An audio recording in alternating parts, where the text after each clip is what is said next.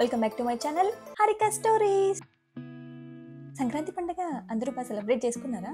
మేమైతే ఈసారి గోదావరి జిల్లాకి వెళ్ళిపోయామండి. నాకు ఎప్పటి నుంచో ఉంటుండే గోదావరి సైడు ఒక్కసారైనా సంక్రాంతి చూడాలని. ఇన్నాళ్ళకి కుదిరింది. మేము వెళ్ళిన ఊరు ఆచెంట, వెస్ట్ గోదావరి డిస్టిక్. మా అన్న వాళ్ళ ఫ్రెండ్ ఉన్నారు కిషోర్ గారని, ఆయన్ని మాకు మొత్తం అరేంజ్మెంట్స్ అన్ని చూసుకున్నారు. మేము భోగి ముందు రోజే వెళ్ళిపోయాము. చూసారా, అప్పుడే సంక్రాంతి సంబరాలు స్టార్ట్ అయిపోయాయి. సో ఫస్టే ముగ్గుల పోటీల దగ్గరికి వచ్చేసాం. సంక్రాంతి అంటేనే మనకు మెయిన్గా గుర్తొచ్చేది ముగ్గులే. మంచిగా ముగ్గులు వేసుకొని గొబ్బెమ్మలు పెట్టి అసలు ఇంటికే కళ వచ్చేస్తుంది కదా. ఇక్కడ కోనసీమ కదా, భోగి, సంక్రాంతి, కనుమ 3 రోజులు కోళ్ళ పందాలు, రకరకాల గేమ్స్, ఇలా ఖాళీ ప్లేసెస్లో అంతా అరేంజ్మెంట్స్ చేసుకుంటారు. ఫుల్ ఎంజాయ్ చేసేస్తారు. అందుకే ముగ్గుల పోటీలు ముందు రోజే పెట్టేశారు. మేము కూడా ట్రై చేద్దాం అనుకున్నాం, మళ్ళీ అందరికంటే మన ముగ్గే కామెడీ అయిపోతుందేమో అని ఆగిపోయాం. కోడి పందాల కోసం రెడీ చేస్తున్నారు ఇక్కడ. రేపు 11 గంటలకు స్టార్ట్ అంట. నేను కూడా ఫస్ట్ టైం ఎక్స్పీరియన్స్ చేయడం, ఎలా ఉంటుందో రేపు చూద్దాం. సో ఇవన్నీ ముగ్గుల పోటీలో గెలిచిన వాళ్ళకి ప్రైజెస్ అనమాట. సోఫా ఫస్ట్ ప్రైజ్, తర్వాత గ్రైండర్, మిక్సీ, ఇలాంటివన్నీ చాలా ఉన్నాయి. ఇంకా ఆ రోజే అచెంటలో ఏమేం ఫేమస్ చూద్దామని వెళ్ళాము. ఇది వచ్చి గంధర్వ మహల్. పేరు వింటేనే ఏదో హిస్టరీ ఉందనిపిస్తుంది కదా, నిజంగానే ఉందండి. ఇది చాలా స్పెషల్. సిమెంట్ అసలు ఎక్కడ యూజ్ చేయలేదంట. సున్నం, బెల్లం, గుడ్డులోని సొన ఇవి యూజ్ చేసి మొత్తం బిల్డింగ్ కట్టారంట.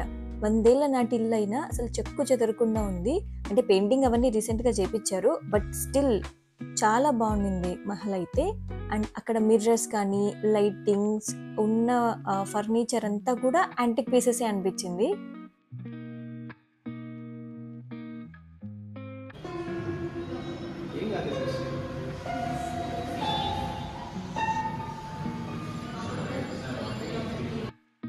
ఏదో ట్రై చేసా, దరిద్రంగా ఉందని తిట్టుకోకండి. మహల్ మొత్తం 2 ఫ్లోర్స్ అట్లా ఉంది. ఫస్ట్ ఫ్లోర్లో నుంచి ఇలా బయటకు వచ్చి చూస్తే చూడండి, ఆ చెరువు, ఆ చెట్లు, అసలు ఎంత బాగుంది కదా వ్యూ.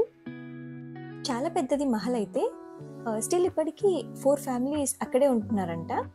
ఈ ఊర్లో జైన్ టెంపుల్ కూడా చాలా ఫేమస్ అంట. మేము వెళ్ళి చూసాం, బట్ అక్కడ ఫొటోస్, వీడియోస్ అలో లేదు. ఆ దేవాలయంలో ఉన్న విగ్రహం ఇక్కడ చెరువులో దొరికిందంట. సో దొరికిన తర్వాత అలా టెంపుల్ కట్టించారు అని చెప్పారు. ఇంకా ఆ రోజుకి ఇంటికి వెళ్ళిపోయాం. నెక్స్ట్ తెల్లవారుజామునే భోగి. మన సైడ్ కట్టెలు పేర్చి భోగి మంటలు వేస్తాం కదా, ఇక్కడ స్పెషల్ ఏమంటే ఆవు పేడతో చేసిన పిడకలతో భోగి మంటలు వేస్తారనమాట. ఈ ఊర్లో శివాలయం కూడా ఒక ప్రత్యేకత ఉంది. ఇక్కడ కార్తీక మాసంలో అఖండ దీపం వెలిగిస్తారంట. అది శివరాత్రి వరకు అలా వెలుగుతూనే ఉంటుంది. నెయ్యితోనే దీపం వెలిగిస్తారు. వచ్చిన భక్తులు కూడా నెయ్యి సమర్పించుకుంటారు. అలా దేవుని దర్శనం చేసుకొని ఇంకా గోదావరి చూద్దామని వెళ్ళిపోయాము. అబ్బా, అప్పట్లో గోదావరి సినిమా చూసినప్పటి నుంచి గోదావరి చూడాలని ఒక కళ అలానే ఉండిపోయింది. అది వేరేలేండి, ఆ లాంచి, పాపికొండలు అదంతా. బట్ ఇక్కడ కూడా గోదావరి పాడుతూ ఉంటుంది. ఇప్పుడు నార్మల్ ఫ్లో ఉంది. టెంపుల్ ఒడ్డున అమ్మవారి టెంపుల్ ఒకటి ఉంది. ఫ్లో ఎక్కువ ఉన్నప్పుడు, లైక్ రైనీ సీజన్స్లో అట్లా ఫ్లో ఎక్కువ ఉన్నప్పుడు ఆల్మోస్ట్ ఆ టెంపుల్ వరకు వచ్చేస్తుందంట వాటర్. ఈ గోదావరికి అటువైపు ఒడ్డున లంక గ్రామాలని ఉంటాయంట. వాళ్ళకి మెయిన్ ట్రాన్స్పోర్ట్ బోట్లోనే. వాళ్ళకి ఏం కావాలన్నా బోట్లోనే అటు ఇటు తిరుగుతుంటారు. రైనీ సీజన్ అయితే ఆల్మోస్ట్ మునిగిపోతాయంట. వాళ్ళు బిల్డింగ్స్ పైకి ఎక్కుంటారు. ఇటు సైడ్ గ్రామాల వాళ్ళు ఫుడ్, లైక్ బేసిక్ ఫెసిలిటీస్ అన్ని అందజేస్తుంటారంట. ఇంక ఇంత దూరం వచ్చి పడవ ప్రయాణం చేయకపోతే ఎలా? అది కూడా ఎక్స్పీరియన్స్ చేసేసాం. సినిమాలో చూసి పడవలంటే చిన్నగా ఉంటాయేమో అనుకున్నాను, చాలా పెద్దగా ఉంటాయండి.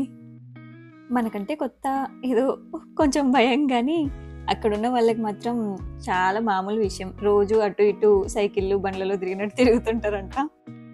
మీరు ఎప్పుడైనా ఇలా బోట్స్లో ట్రావెల్ చేశారా? ఒకవేళ చేస్తుంటే మీ ఎక్స్పీరియన్స్ ఏంటో కామెంట్స్లో చెప్పండి.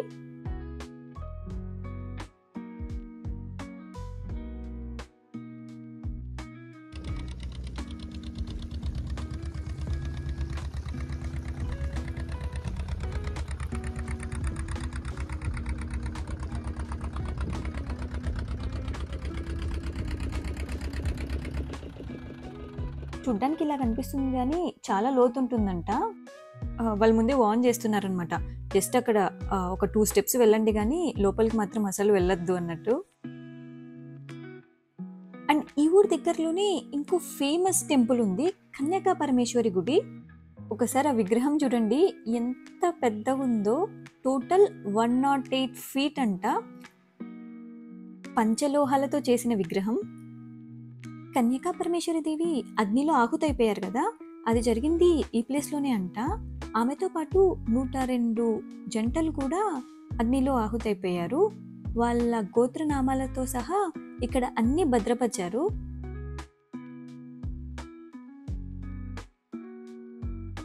ఇంకా ఇక్కడ అద్దాల మండపం అని కూడా చాలా ప్రత్యేకంగా ఉంది. అక్కడ జస్ట్ కొద్దిసేపు లైట్ షో లాగా వేశారు, అది కూడా బాగుండింది. బట్ మేము రికార్డ్ చేయలేకపోయాం.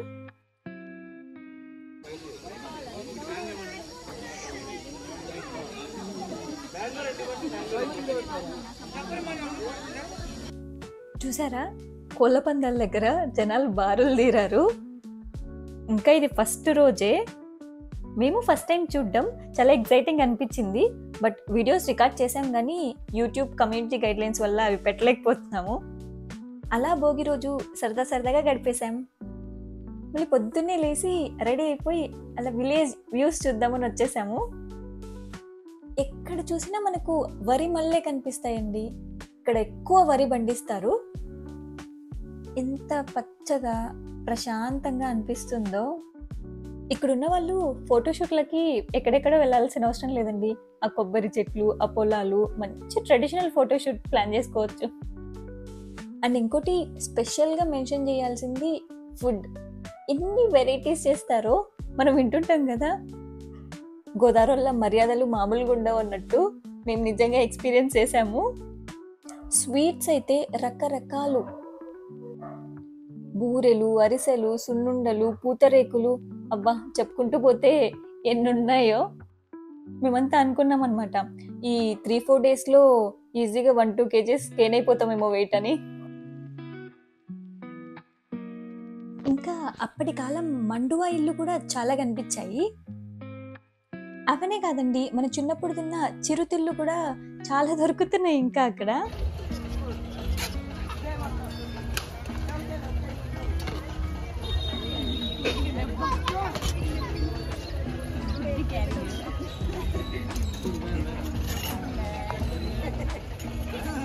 మనలో చాలా మంది ఈ బుడిగిలతో ఆడుకొని ఉంటాం కదా, మంచి నాస్టాలజిక్ ఫీలింగ్. ఇందాక చూసాం కదా ఆ పాల ఐస్, సేమియా ఐస్, ఇంకా ₹10 తిన్న పాలకోవా, అంటే ఇప్పుడు ₹1-2 ఉంటుంది అనుకోండి. ఇలాంటివన్నీ ఇప్పటికీ అవైలబుల్ ఉన్నాయి. మన సైడ్ ఎందుకో ఇవన్నీ దొరకవు. మనకు ముఖ్యంగా పండగ అంటే ఇంటిని మొత్తం అలంకరించుకోవడం, పూజ చేసుకోవడం, ఇంట్లో పిండి వంటలు చేసుకొని అందరం కలిసి తినడం, ఇట్లానే కదా. కానీ ఇక్కడ మాత్రం ఊరంతా కలిపి చేసుకుంటారు. మేము ఆచంట నుంచి ఎలమంచిలి వచ్చాము. చూసారు ఇక్కడ ఎంత బాగా అరేంజ్ చేశారో సంక్రాంతి సంబరాలకి. మినీ శిల్పారామమే. చాలా మంచిగా అనిపించింది అసలు. మన ట్రెడిషన్స్ అవన్నీ స్టిల్ ఇప్పటి కాలం, ఇప్పటి తరం వాళ్ళకు కూడా తెలుస్తాయి కదా. ఊర్లో ఇళ్ళ దగ్గర ఎవరు జనాలే కనిపించలేదు, మొత్తం ఇక్కడే ఉన్నారు. ఎంత సందడిగా మంచి తిరణాల వాతావరణం ఉండింది మొత్తం. ఇంకా ఆ రోజు పొద్దున వస్తే సాయంత్రం వరకు ఇక్కడే ఉంటారంట. అన్నీ అవైలబుల్ ఉన్నాయి, ఫుడ్, ఫ్రూట్స్ రకరకాల అవైలబుల్ ఉన్నాయి. ఇంకా లంచ్కి అయితే ఇంతమంది జనాలకైనా సరే ఫ్రీగా అరేంజ్ చేశారనమాట. వెజ్, నాన్ వెజ్ అన్నీ పెట్టారు. ఒక సైడ్ ఏమో ఆర్కెస్ట్రాలు, ఇంకో సైడ్ ఏమో పిల్లల కోసం రకరకాల గేమ్స్. అసలు సరదాగా ఉండింది మొత్తం.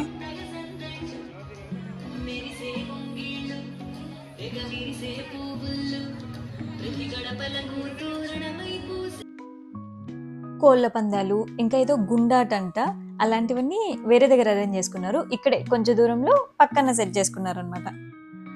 ఎవరికి ఏది ఇంట్రెస్ట్ ఉంటే దానికి వెళ్ళిపోవచ్చు.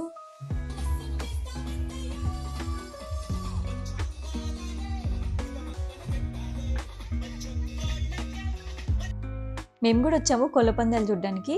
నిన్న మేము వెళ్ళిన ప్లేస్ కంటే ఇది ఇంకా పెద్ద బరి అంట.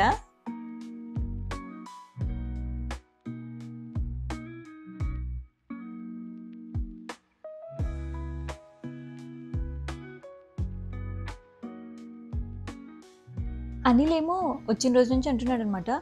ఈ నేచర్, ఈ వ్యూస్ అన్నీ ఒక్కసారి ఎర్లీ మార్నింగ్ సన్‌రైజ్ అప్పుడు ఎక్స్‌పీరియన్స్ చేయాలి అని. మేమైతే ఎవ్వరం లేవలేదు నెక్స్ట్ డే.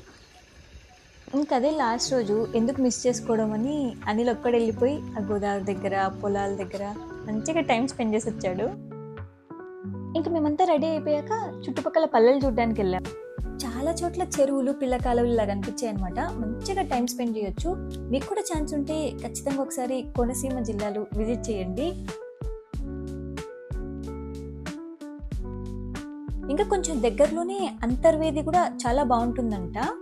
గోదావరి సముద్రంతో కలిసే చోటు చాలా బాగుంటుందన్నారు. కానీ మాకు ఇంకా ఆఫీస్ వర్క్ అవన్నీ ఉండడం వల్ల అక్కడికి వెళ్ళలేకపోయాము. మాకు ఎక్కడ నచ్చితే అక్కడ కార్ స్టాప్ చేసుకొని ప్రశాంతంగా కొద్దిసేపు టైం స్పెండ్ చేసాము. అక్కడ వాళ్ళతో మాట్లాడుకుంటూ సరదాగా అనిపించింది. ఇంకా ఇక్కడ జగ్గన్న తోటలో ప్రబల తీర్థం అని చాలా ఫేమస్ అంట. మేబీ చుట్టుపక్కల ఉన్న వాళ్ళకి బాగా తెలిసి ఉండొచ్చు. మేము ఆ రోజే రిటర్న్ జర్నీ కూడా ప్లాన్ చేసుకున్నాం. సో అక్కడికి వెళ్ళి ట్రాఫిక్లో ఇరుక్కుపోతే మళ్ళీ కష్టం అని ఆగిపోయాం. బట్ ఇక్కడ వేరే పల్లెల్లో కూడా ఆ ఆచారం ఉందంట. చాలామంది సెలబ్రేట్ చేసుకుంటారు. ఇలా ఊర్లో వాళ్ళంతా కలిసి ప్రభల్ని ఎత్తుకొని ఊరంతా ఊరేగిస్తారు. పొలాల్లో, నీళ్ళల్లో ఇలా తీసుకొస్తారనమాట. చాలా సందడిగా అనిపించింది చూడ్డానికి.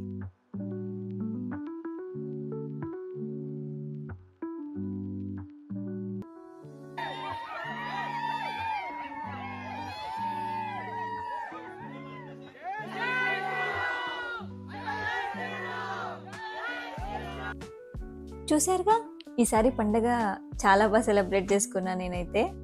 మీకు కూడా ఈ వ్లాగ్ నచ్చింది అనుకుంటున్నాను. ఇలాంటి మరిన్ని వీడియోస్ కోసం don't forget to subscribe my channel Harika stories.